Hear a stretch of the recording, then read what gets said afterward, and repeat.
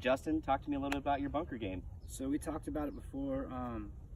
One thing I feel like I'm doing is I'm digging a lot. Okay. And so I'm probably using too much of the leading edge of, of the club, and so it does a couple things. One, I hit them far, but I don't get them up high sometimes. Yeah. And back when I used to practice quite a bit, I could actually feel like I was more using the bottom of the club, and I could hit them a little higher and softer.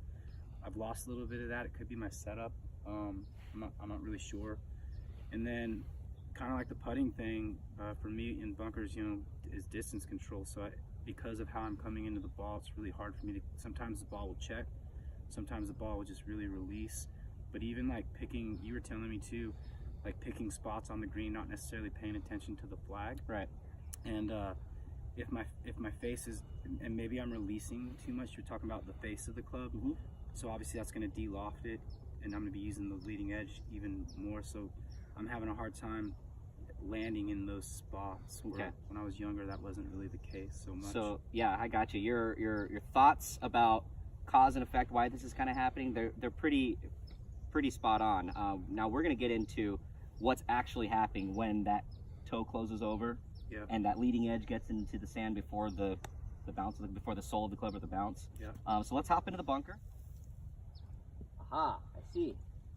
So we hit that probably a good 7 to 8 yards too far, I would imagine, on that one, right? That happens a lot. Okay. And then I'll get back in on the next shot, and I'll kind of decel through it because I'm just trying to hit it a little bit softer, and I'll leave it in the bunker sometimes. Shot. Now the key being, wherever these grooves are pointed at the point of impact, that's where the ball is going to want to try to fly. So if I'm coming into the ball and my grooves have already turned over, my face is turned over, my grooves are now pointing in that direction, ball is going to have a tendency to want to fly in that direction. So we got to think about, at the moment of impact, getting the leading edge and the grooves of your club face to point at the target. Yeah, swing across the line of your toes. Okay.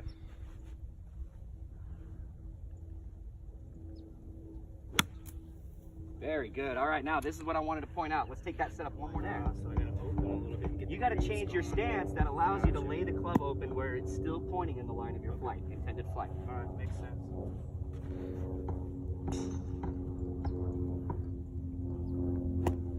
Much better. Beautiful.